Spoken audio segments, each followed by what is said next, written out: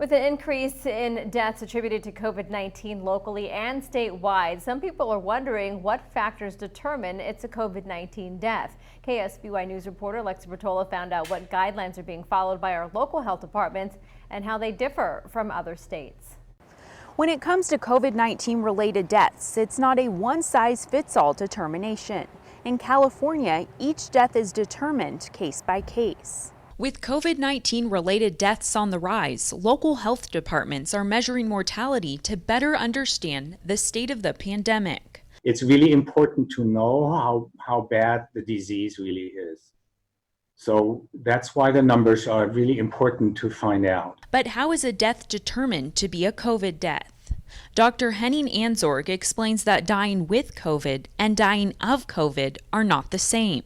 You can die from a different condition and just by accident also have had a positive COVID test. But it is pretty rare, but it does happen. According to NBC affiliate KGW in Oregon, if you die in a car crash in that state and previously tested positive for COVID, that's automatically considered a COVID death.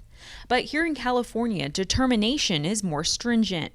For instance, if somebody had a car accident because they fainted, and they only fainted because they were in a fever of 105, because they had a horrible pneumonia because of COVID, then actually COVID was an underlying condition that caused their death. Sergeant Tony Perry with the SLO County Coroner Unit is also at the forefront of the death confirmation. California Department of Public Health monitors all death certificates and requires agencies and the health department to process death certificates with at least 2 causes of death when it comes to COVID-19. Just last week, SLO County health officials revised the number of COVID-19 deaths after further investigation. It was determined that COVID-19 was not an underlying cause of death in one specific case as originally thought, and the individual was already in the final stages of dying.